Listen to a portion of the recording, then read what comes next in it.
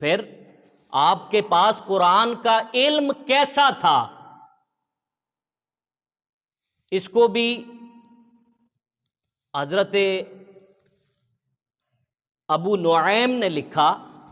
حضرت ابو نعیم فرماتے ہیں کہ قرآن مجید 7 حروف پر نازل ہوا اور ہر حرف کا ایک ظاہر ہے، ایک باطن ہے۔ قرآن کتنے حروف پر نازل ہوا؟ 7 حروف پر۔ بعض نے لکھا 7 قراتوں پر۔ ہر قرات کا ایک ظاہر ہے اور ایک باطن ہے۔ اور آپ فرماتے ہیں کہ مولا علی کی ذات وہ ذات ہے جو ہر حرف کا ظاہر بھی جانتی ہے اور باطن بھی جانتی ہے۔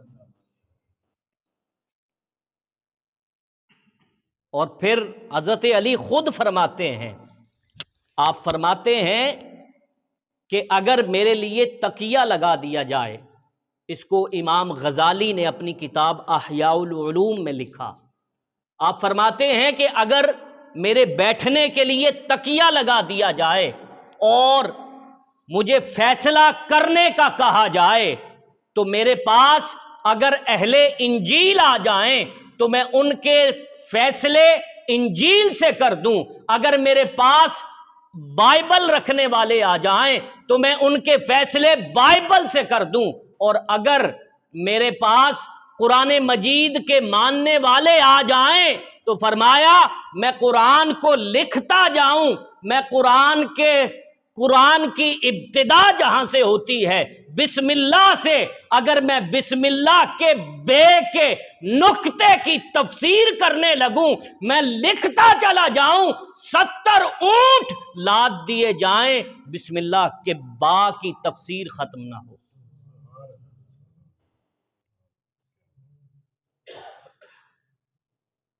اور علامہ اسماعیل حقی اس مقام پر لکھتے ہیں، یہ بڑے زبردست مصنف ہیں، ان کی تفسیر کی کتاب ہے روح البیان، علامہ اسماعیل حقی، وہ بسم اللہ کی تفسیر میں اس بات کو لکھتے ہیں، آپ فرماتے ہیں کہ قرآن منبع علم ہے اور قرآن کا سارا علم سمٹ کر سورہ فاتحہ میں آ جاتا ہے۔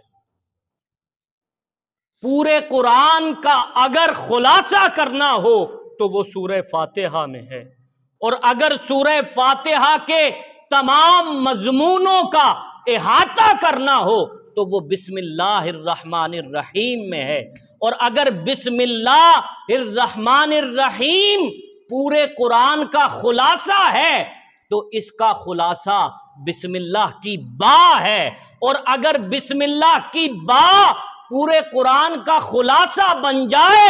تو پھر پورے قرآن کا خلاصہ وہ با کے نیچے والا نقطہ ہے جو جس سے بسم اللہ شروع ہو رہی ہے۔ اور اب یہاں پر حدیث سنیے، مولا کائنات مولا علی شیر خدا فرماتے ہیں انا نقطہ تو تحت البا، کہ وہ با کے نیچے والا نقطہ میں علی المرتضیٰ، انا نقطہ تو تحت البا، کہ وہ با کے نیچے والا نقطہ میں ہوں۔